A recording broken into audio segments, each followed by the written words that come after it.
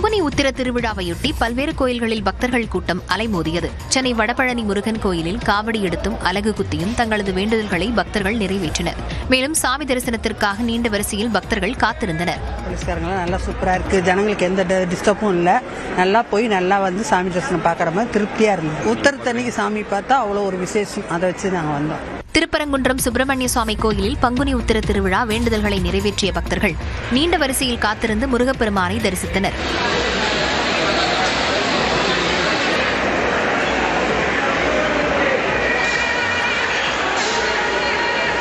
திருவாரூர் தியாகராஜர் கோயிலில் பங்குனி உத்திர திருவிழாவையொட்டி இடது பாத தரிசனம் நிகழ்ச்சி விமரிசையாக நடைபெற்றது. பக்தர்களுக்கு இடது பாதத்தை காட்டியவாறு தியாகராஜர் அருள்பாலித்த நிலையில் திரளான மக்கள் நீண்ட வரிசையில் காத்திருந்து தரிசனம் செய்தனர்.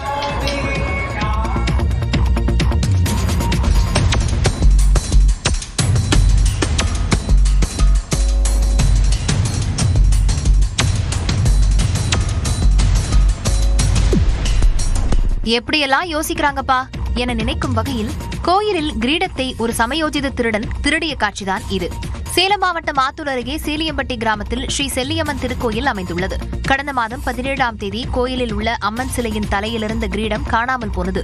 25,000 ரூபாய் மதிப்பிலான வெள்ளி கிரீடம் காணாமல் போனது கிராமவாசிகளுக்கு அதிர்ச்சியை ஏற்படுத்தியது. கோயிலில் இருந்த சிசிடிவி காட்சிகளை ஆய்வு செய்தபோது மர்மநபர் ஒருவர் கோயிலுக்குள் நடமாடுவதும் லாவகமாக நீண்ட குச்சியை கருவறைக்குள் விட்டு அம்மன் சிலை மீதிருந்த வெள்ளி கிரீடத்தை திருடுவதும் பதிவாகியிருந்தது.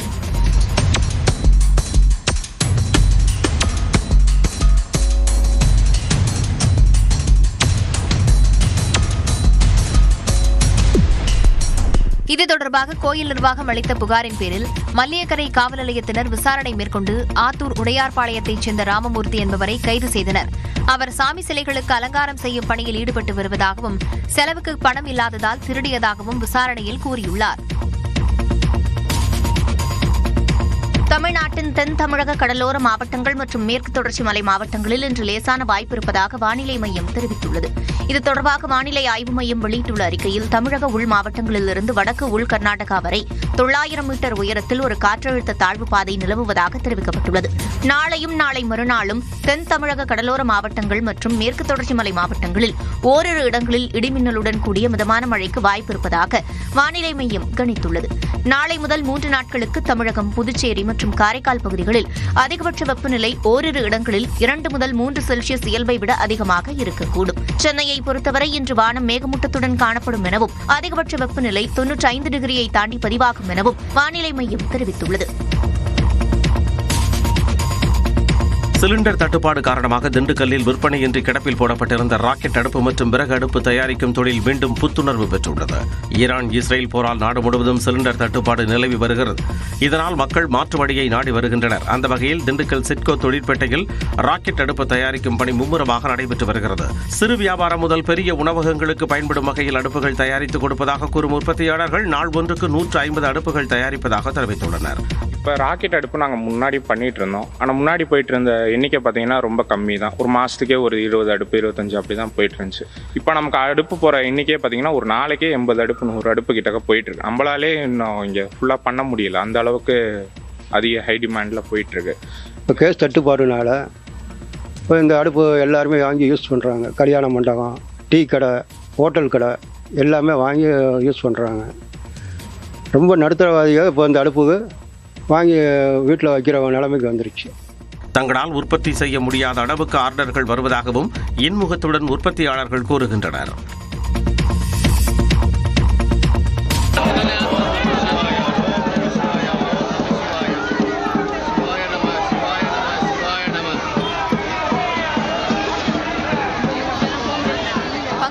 பௌர்ணமியையொட்டி திருவண்ணாமலை அண்ணாமலையார் கோயிலில் லட்சக்கணக்கான பக்தர்கள் கிரிவலம் மேற்கொண்டனர். திருவண்ணாமலை அண்ணாமலையார் கோயிலுக்கு நாள்தோறும் நூற்றுக்கணக்கான பக்தர்கள் செல்லும் நிலையில் பௌர்ணமி, கார்த்திகை தீபம் உள்ளிட்ட தினங்களில் லட்சக்கணக்கானவர்கள் கூடுவர். அந்த வகையில் பங்குனி மாத பௌர்ணமியையொட்டி சங்கொலி முழங்க ஓம் நமசிவாய மந்திரத்தை கூறியபடி பக்தர்கள் விடிய விடிய கிரிவலம் சென்றனர்.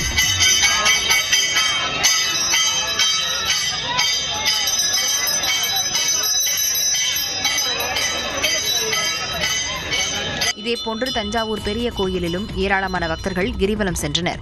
நேற்று மாலை 6 மணி முதல் அதிகாலை 6 மணி வரை பக்தர்கள் விடிய விடிய கிரிவலம் சென்று வழிபாடு நடத்தினர். இதில் ஆயிரக்கணக்கான பக்தர்கள் சிவநாமத்தை முழங்கியபடி 3 கிலோமீட்டர் தூர பெருவுடையார் கோயிலை சுற்றி வலம் வந்தனர்.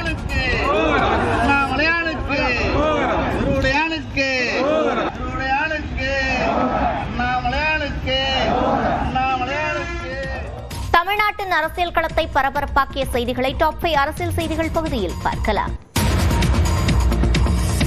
இபிஎஸ்ஸின் பாஜக ஆதரவு குறித்து முதலமைச்சர் மு.க. ஸ்டாலின் விமர்சித்திருந்த நிலையில் திமுகவும் பாஜகவும் கூட்டணி வைத்திருந்ததாக இபிஎஸ் பதிலளித்துள்ளார்.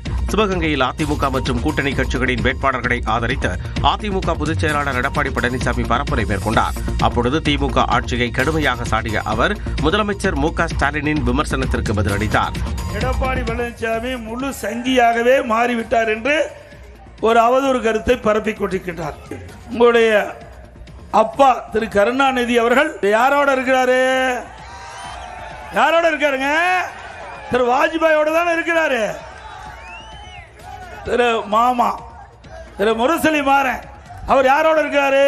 தொடர்ந்து புதுக்கோட்டையில் அதிமுக வேட்பாளர்களை ஆதரித்து பேசிய எடப்பாடி பழனிசாமி வரும் தேர்தல் தமிழ்நாட்டிற்கும் டெல்லிக்கும் இடையிலான தேர்தல் என்று முதலமைச்சர் பேசியதையும் விமர்சித்தார். தமிழ்நாட்டுக்கு டெல்லிக்கு பிரச்சனை, தமிழ்நாட்டுக்கு என்டிஏ, டெல்லியில் இருக்க என்டிஏ, தமிழ்நாட்டில் இருக்க சட்டமன்ற தேர்தல். இங்க எங்களுடைய கூட்டணிக்கு அதிமுக தலைமை தாங்குது. அதிமுக தான் ஆட்சி அமைக்கும். எங்க கூட்டணியுடைய முதலமைச்சர் வேட்பாளர் இபிஎஸ் என்று அறிவிக்கப்பட்டு விட்டது. கரூர் தொகுதியில் திமுக வெற்றியை செந்தில் பாலாஜி உறுதி செய்திருப்பதால் தான் அவரை கோவை மாவட்டத்தில் போட்டியிட வைத்ததாக முதலமைச்சர் பேசியதை சுட்டிக்காட்டிய இபிஎஸ் செந்தில் பாலாஜி ஏமாற்றி விடுவார் என்றும் எச்சரித்தார். பாஜகவுடன் கூட்டணி வைத்தோமே தவிர கட்சியை அடகு வைக்கவில்லை என எடப்பாடி பழனிசாமிக்கு முதலமைச்சர் ஸ்டாலின் பதிலடி கொடுத்துள்ளார். கரூரில் திமுக கூட்டணி வேட்பாளர்களை ஆதரித்து முதலமைச்சர் மு.க. ஸ்டாலின் பரப்புரை மேற்கொண்டார். அப்போது பேசிய அவர் எடப்பாடி பழனிசாமியை கடுமையாக சாடினார். கலைஞரும் வாஜ்பாயும் இருக்கிற போட்டோவை கண்டிச்சு நீங்க கூட்டணி வைக்கிறியா அப்படின்னு கேட்கிறாரு. நாங்க கூட்டணி வச்சோமே தவிர பழனிசாமி மாதிரி அழகு வைக்கல. நாங்க கூட்டணி வச்சப்போ திமுக கலைஞர்கிட்ட தான் இருந்துச்சு. ஆனா இப்ப அதிமுக அமித்ஷா கிட்ட இருக்கு. பாஜக அரசோட கடிவாளத்தை கலைஞர் கையில வச்சிருந்தார். தொடர்ந்து பேசிய முதலமைச்சர் செந்தில் பாலாஜி தொகுதி மாறியது குறித்தும் குறிப்பிட்டார். என்னுடைய இணைய சகோதரர் செந்தில் பாலாஜியுடைய மாவட்டம் இது. நிச்சயம் 100% வெற்றி உறுதி. கரூர்ல கழக கூட்டணியின் வெற்றியை அவர் எப்பவோ உறுதி செஞ்ச காரணத்தால் தான் கோவை மாவட்டத்தில் இருக்க சொல்லி பொறுப்பு கொடுத்திருக்கிறவருக்கு.